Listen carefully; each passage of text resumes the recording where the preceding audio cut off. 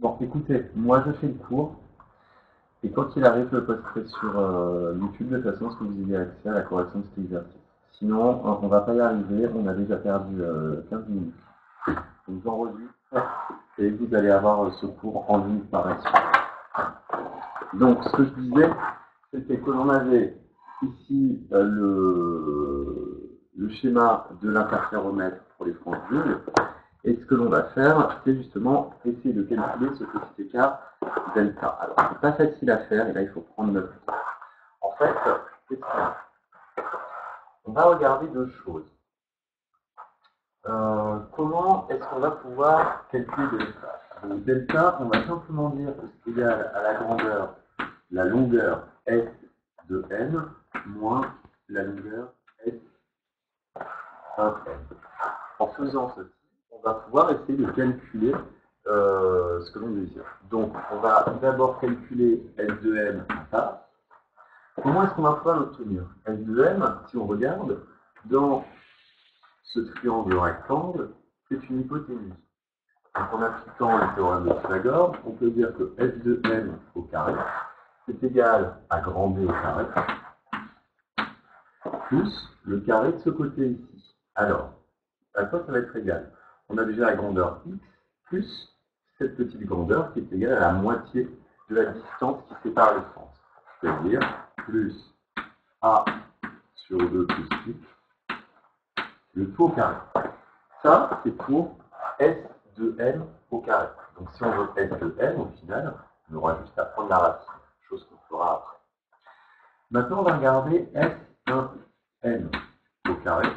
Donc S1n au carré, c'est celui-là. On va exactement faire la même chose en se plaçant dans ce triangle rectangle.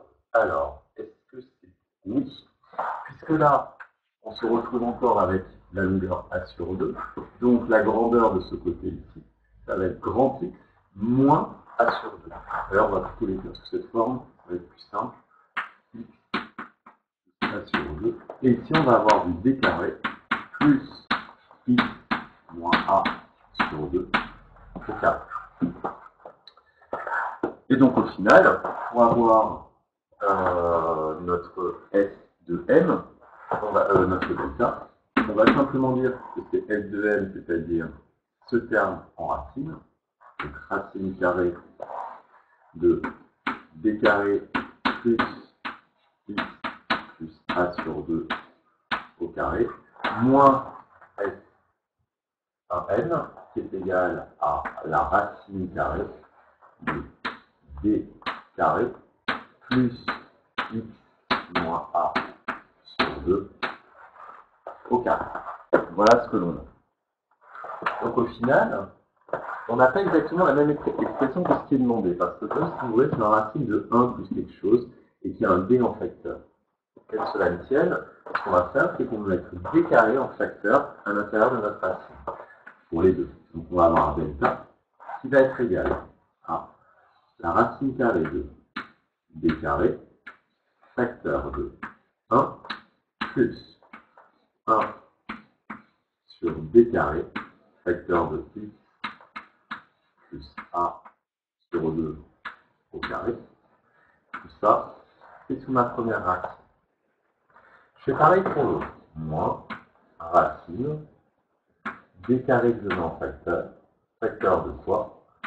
1 plus 1 sur D carré, facteur de X moins A sur 2 au carré. Et tout ça en racine.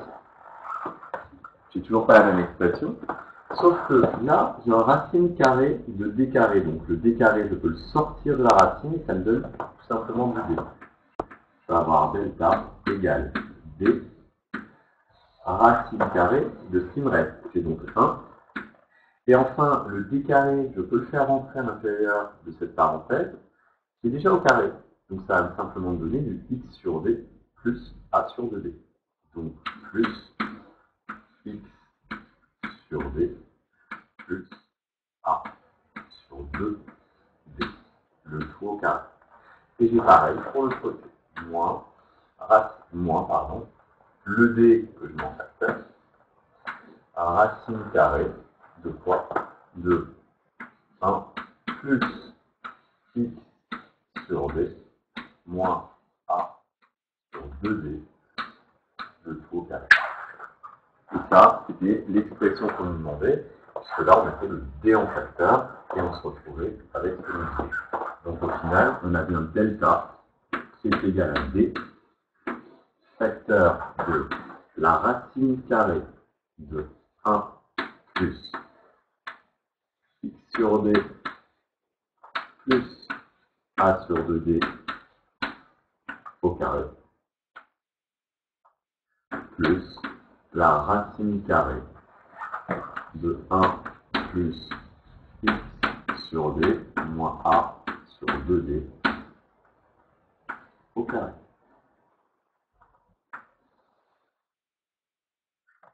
Voilà ce que l'on a pour ce terme. Voilà comment on démontrait la première partie. Alors j'oublie la parenthèse, la grande intégrale. Voilà. Alors, l'écran, ensuite, on vous dit quoi? La deuxième question. L'écran est très éloigné des deux fentes, si bien que D est très supérieur à A. En effectuant un développement limité à l'ordre 1, montrez que delta, c'est petit a fois x sur 2. Donc ça, c'est pour la question 1. Pour la question 2, on doit montrer que delta peut s'écrire à x divisé par grand D. Donc ça, je vais faire la démonstration sur la droite.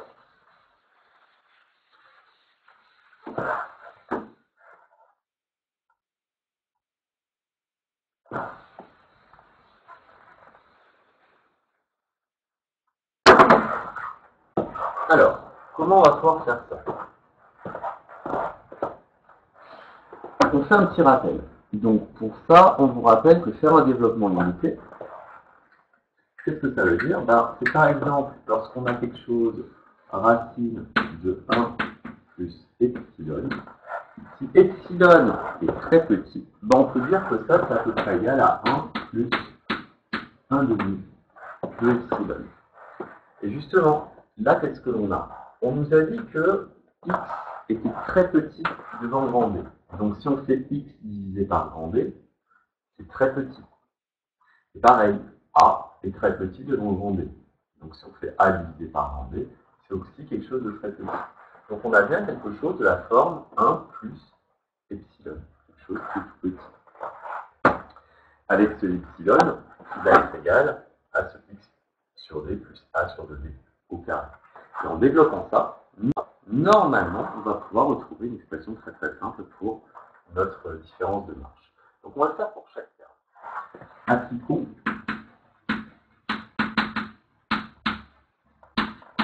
cette corrélation. Pour nos deux racines, d'abord le faire pour celui-là. D'accord? On va voir, on va dire racine de 1 plus x sur d plus a sur 2d au carré. Tout ça, on va considérer que c'est epsilon. Donc si on le remplace, on va dire que c'est à peu près égal à 1 plus 1 demi de x sur d plus a sur 2d au carré. Alors on va développer ce terme. Je vous rappelle que lorsqu'on a un terme a plus b au carré, c'est une identité remarquable, c'est du a carré plus b carré plus 2ab. Donc on va avoir à peu près égal à 1 plus a carré. Ça nous fait du... je vais laisser le revenu en facteur.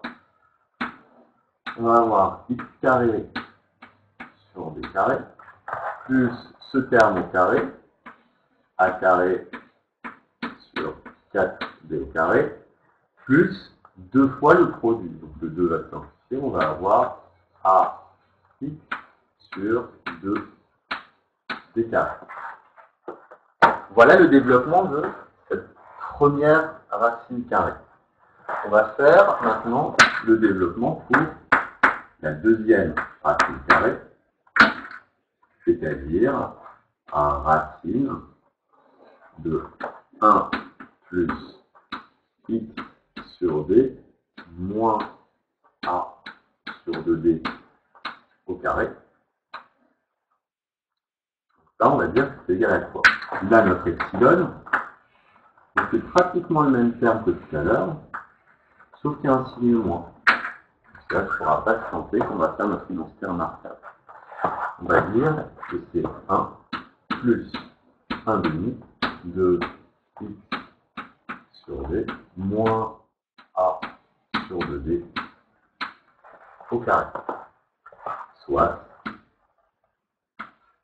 1 plus 1 demi x carré sur d carré plus a carré sur 4d carré moins a x sur 2d carré.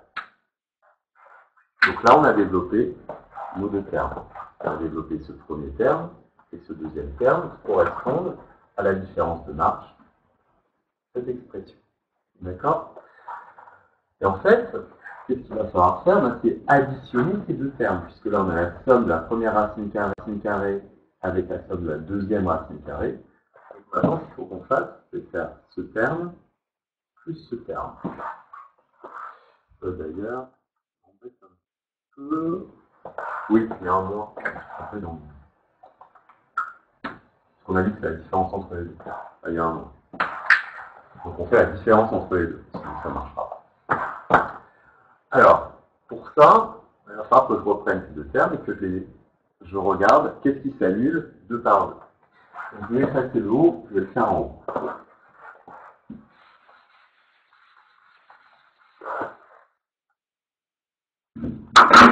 On va pouvoir écrire que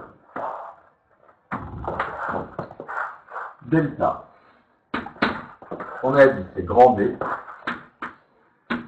La première accolade, je la remplace par quoi? Par tout ce terme. J'ai donc 1 plus, je vais développer moins 2 maintenant. Donc je vais avoir x carré sur 2d carré, x carré sur 2d carré, plus a carré sur 2 fois 4, 8 d carré, et plus ax sur 2 fois 2, 4. ax sur 4 d carré. Allô, oui. Oui, là je suis en ligne, il y a Agnesa, Andrea et Ludo.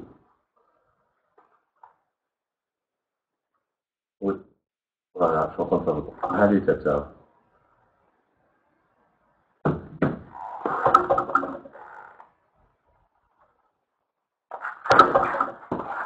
Alors, donc ça c'est pour la première racine carrée, et sur laquelle on va supprimer la deuxième. Donc on va faire un moins, le deuxième terme.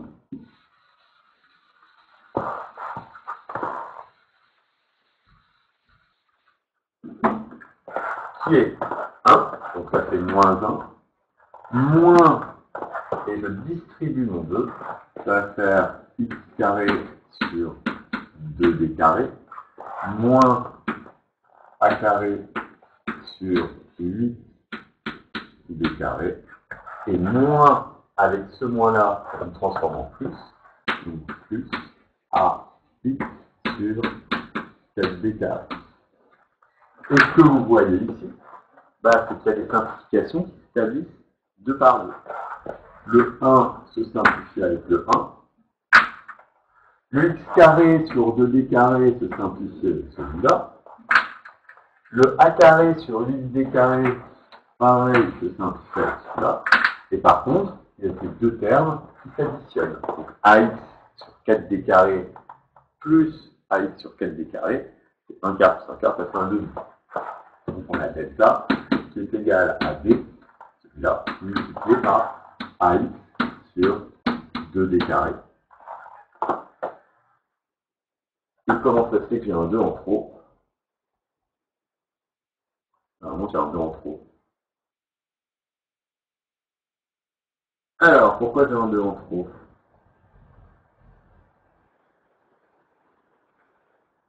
Alors, bon, il y a le D qui simplifie ici. J'ai AX sur 2D. Bon, j'ai un 2 qui apparaît en trop. Alors, pourquoi? Où est-ce que j'ai fait une faute? A sur 2D, X sur D, 1 demi, ça fait 1 quart. Ah, je sais pourquoi.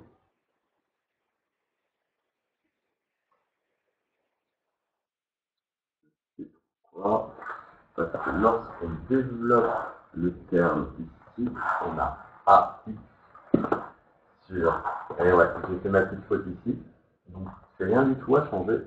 Quand on fait le terme A fois B, c'est AX sur 2D carré, mais multiplié par 2. On a A moins B au carré, c'est A carré plus B carré, moins 2AB. Donc le 2, c'est simplifier celui-là. Donc en fait, il y a un terme qui simplifie. Le 2 rentre à l'intérieur, et ici c'est un 2 que l'on obtient.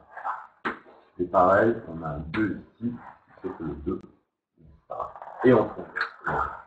Voilà, j'ai fait une petite erreur dans mon développement, dans mon expression de développement, en A plus B carré ou A moins B carré.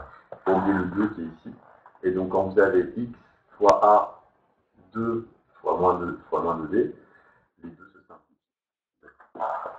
Et on trouve bien delta est égal à I sur D. Donc ça on garde, c'est pour la deuxième question. Alors ça, franchement, je ne pense pas qu'un jour on vous demande au BTS. Mais par contre, les questions suivantes, il va falloir utiliser ce terme de façon à répondre sur les franges d'interférence. Et c'est ça qui va être le plus important.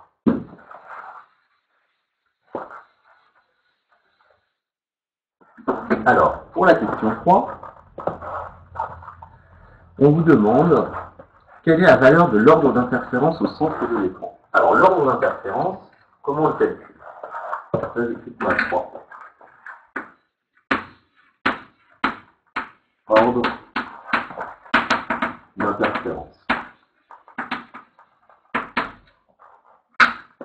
En fait, au centre de l'écran, si on regarde le schéma, c'est quand on est situé en ce point. C'est-à-dire qu'on est l'interférence est équidistante de nos deux sources. La distance parcourue S1N, ici, ou S1H, sera la même que S2H. Donc c'est le cas où N étant H.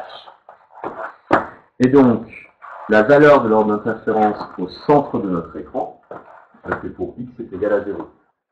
Alors, l'ordre d'interférence, dans le cours, je crois que je vous l'ai donné. Je ne sais plus si c'était totalement exigible, mais bon, on ne sait jamais. Où est-ce que je vous ai mis ça?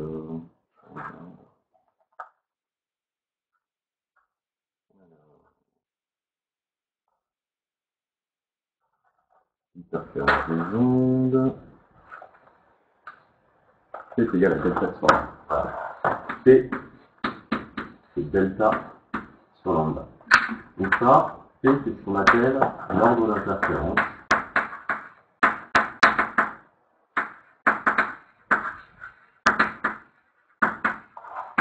Delta, c'est la différence de marche.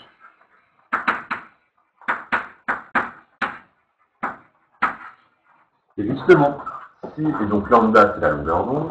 Et si vous êtes exactement au centre de l'écran, plus vaut delta en H. Delta est égal à 0. Donc l'ordre d'interférence au centre de l'écran,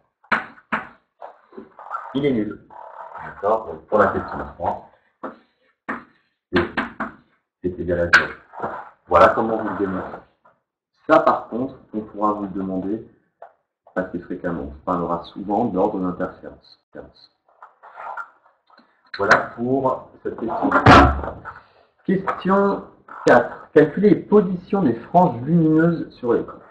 C'est ça le plus complexe dans le chapitre interférence. Et on vous demandera toujours soit est-ce que où se situent les franges sombres, où se situent les franges brillantes. On va faire maintenant.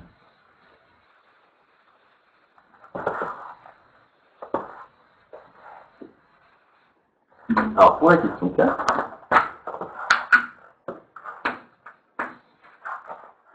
on cherche la position des franges brillantes. Franges lumineuses. Franges brillantes. Alors parfois elles vont être caractérisées, ces franges brillantes, c'est justement par la position X. On cherche quelles sont les positions de X pour lesquelles on va avoir une interférence constructive. Donc c'est ça qu'il faut vous justifier. On a des franges brillantes. Franges brillantes. Ça équivaut à dire que l'on a une interférence constructive.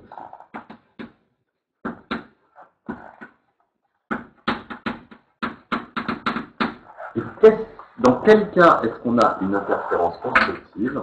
Lorsque la différence de marque, delta, est égale à un multiple entier k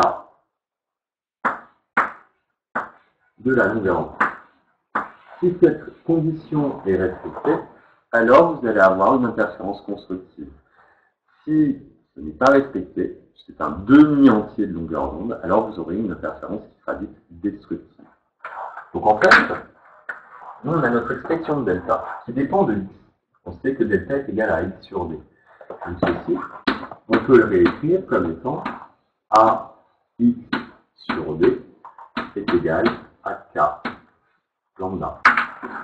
Et on n'a plus qu'à résoudre cette équation en x.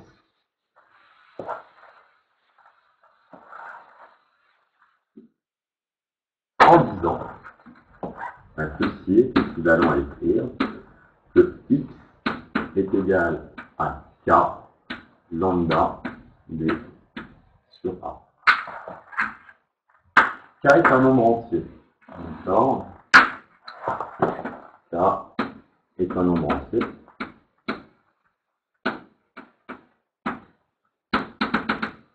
Donc quand vous avez lambda d sur a, vous calculez, ça vous donne un nombre, et vous multipliez ce nombre par tous les nombres entiers, et à chaque fois, vous aurez une frange qui sera dite lumineuse, une interférence constructive. Ça va être bonne.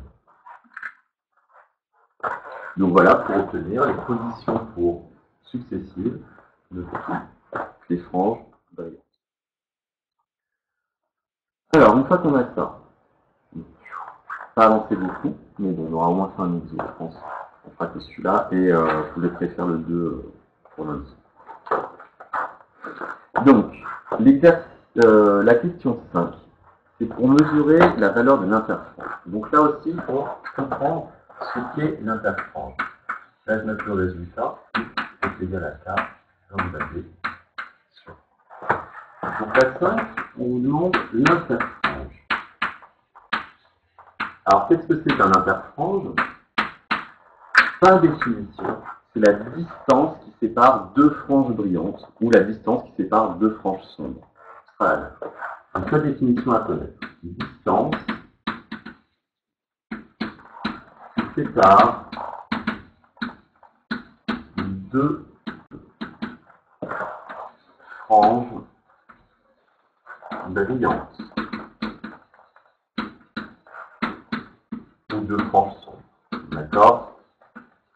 Mais là, on va travailler avec les franges brillantes. Dans d'autres exercices, on va travailler avec les franges. Donc, définition de l'interfrange, distance qui sépare deux franges brillantes successives ou deux franges sombres successives. Donc, pour ça, on va utiliser ce que l'on vient de trouver. On vient de montrer que pour une position k, pour un nombre k, on a une frange brillante. La frange brillante successive, elle sera pour k plus 1. Donc ce qu'on peut dire, c'est que i, comme c'est la distance entre deux franges, on va avoir le x pour k plus 1, moins x pour la kème frange. Ce qui veut dire que i est égal à K plus 1 lambda D sur A moins K lambda D sur A. À partir de là, si on développe, on a bien K lambda D sur A plus lambda D sur A moins K lambda D sur A. Et au final, les K se simplifient. Et il reste que I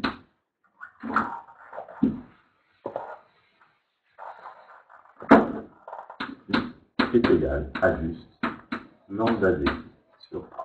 Donc voici l'expression de l'interfrange pour les interférences par forme d'ion. On peut le calculer. On va faire une application de règle.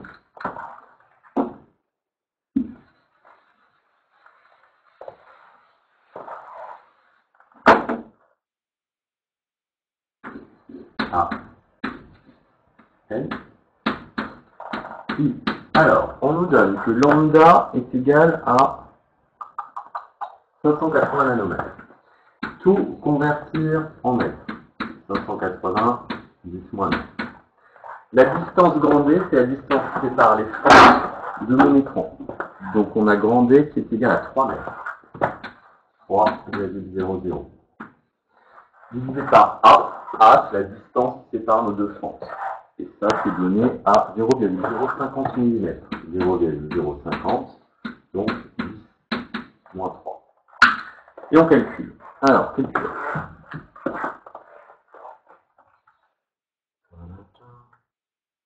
« 580 fois 3, divisé par 0,05. Hop. Et je me retrouve, donc 10 moins 9, 10 moins 3, c'est 10 moins 6.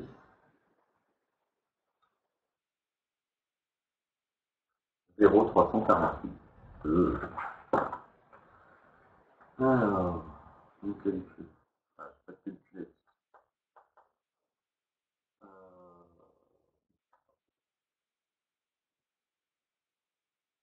Voilà. Ça me donne I est égal à 0,0348 mètres, c'est-à-dire I est égal à 3,48. Ça me paraît énorme. Je crois qu'on a 3 mètres. Non, on a 3 mètres. D'accord?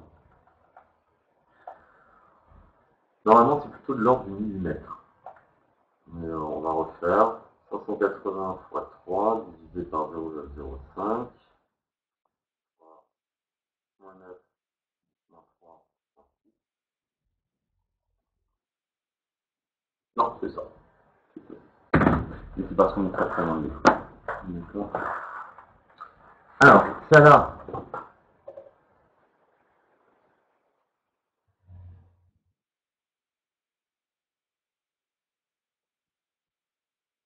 Alors, déjà, vous avez en haut à gauche la main. Quand vous voulez prendre la parole, vous pouvez cliquer sur la petite main et moi au moins je vous entends parce que je ne peux pas savoir quand vous m'appelez. Donc, il faut utiliser la petite main. Le cours, je vais le remettre sur YouTube. Et non, je vais pas trop vite. Je vais vraiment pas trop vite. Ce que je comprends pas, c'est que j'ai des classes de première scientifique. Ils sont 50, ça marche super, ils prennent le cours. Pourquoi 0 P égale 0, puisque on avait delta P par définition, ça veut dire que c'était delta sur lambda. Delta, c'est la différence de marche entre les deux rayons S1M et S2M. Et quand on regarde au centre de l'écran, c'est-à-dire quand le point M est en H, ben S1M, c'est pareil que S2M, donc delta, ça veut dire 0. Alors, juste pour finir, que se passerait-il si on éclairait les fentes non plus avec une lumière monochromatique, mais avec une lumière blanche? Avec une lumière blanche, on n'aurait pas d'interférence. Pourquoi? Parce que l'interférence ne peut marcher que dans un cas monochromatique.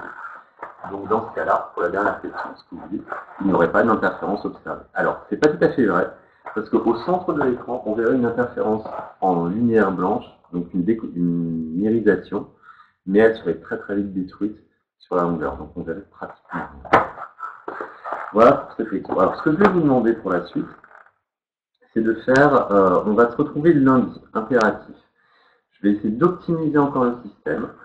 Je ne sais pas comment on va pouvoir faire pour que ça fonctionne, mais lundi moi je finis à 13h avec mes premières. Lundi à 13h, vous vous connectez. Je vous enverrai le lien. Donc lundi 13h. On se remet ça. Et là, je vais pouvoir préparer le cours avec les 12e années. Alors, on va refaire un petit truc. Je vais juste vous marquer ce qu'il faut retenir, ce qui est important dans le chapitre d'interférence.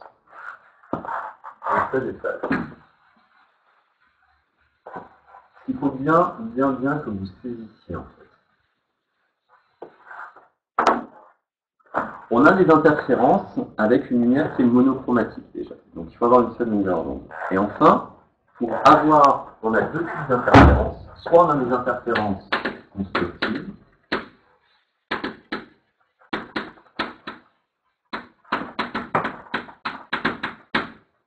Donc ça s'obtient quand la différence de marche est un multiple entier de la longueur d'onde. Et sinon on a des interférences destructives lorsque la différence de marche est égale à un demi-entier de la longueur d'onde. Ça, c'est déjà le truc que vous devez retenir essentiel. Interférence constructive lorsque la différence de marche est égale à k fois lambda. Interférence destructive quand la différence de marche est un demi-entier de longueur d'onde. Ça, c'est vraiment l'essentiel. Maintenant, le plus dur que vous allez avoir à faire, en fait, c'est de déterminer ce delta, cette différence de marche. Vous avez vu, le calcul a été super long pour les interférences pour l'exercice. Mais, en fait, pour le BTS, il va toujours y avoir les mêmes exercices qui vont tomber. Les interférences en point d'air, en lame parallèle, et en fait, vous allez voir, c'est toujours récurrent ce petit delta qui va revenir. Il va être super simple à calculer. C'est ce qu'on va faire par la suite. Donc, si vous arrivez à refaire cet exercice en calcul de delta, vous saurez vraiment tout faire, parce que le reste va être beaucoup plus simple. Voilà pour ce petit chapitre. Alors, je vais juste présenter le deuxième exercice, qui est pratiquement le même que le premier. Je vais juste vous rappeler quelque chose. En fait, on dit que l'indice de l'air, et ça vous avez l'habitude de dire, c'est égal à 1, ce qui n'est pas tout à fait vrai. C'est légèrement supérieur à 1. Et c'est le but du deuxième exercice, de prouver que on va avoir une mesure de l'indice de l'air supérieur à 1. Alors comment on fait? On reprend exactement le même système interférentiel qu'on a fait avant, mais par contre, on va faire venir deux faisceaux laser dans deux tubes différents. Un tube qui contiendra de l'air et un tube où on va faire le vide à l'intérieur. Et ça va avoir son importance. Pourquoi? Parce que je vous rappelle en fait que ce qui est important en optique, c'est non pas la distance parcourue, mais le chemin optique. Et donc un chemin optique, L, est égal pour une distance AB. C'est l'indice parcouru dans ce milieu fois la distance AB. Et donc, quand vous allez devoir calculer la différence de marche, il va y avoir un indice à prendre en compte afin de résoudre ce problème. Un des indices, ça va être l'indice de l'air, alors que dans l'autre tube, ce sera du vide. À partir de ce moment-là, vous aurez une différence de marche qui va s'ajouter dans votre système. Et donc, ça va être assez simple à trouver. Vous allez voir qu'il y a une petite différence qui va arriver. Et grâce aux mesures expérimentales, vous allez remonter à la valeur de l'indice de l'air. Donc voilà ce que je vous demande de faire pour lundi. Lundi, on va faire l'exercice 2 et l'exercice 3. Le du prisme Fresnel, très simple à faire par contre. Le 2, il faut un peu plus réfléchir. Donc réfléchissez beaucoup sur le 2, c'est ça le plus important. Je coupe la vidéo et je vais la mettre en ligne sur YouTube. Ça prend un peu de temps, il faut à peu près 1 heure pour que la vidéo se mette en ligne. Et je vous l'envoie de suite. D'accord ?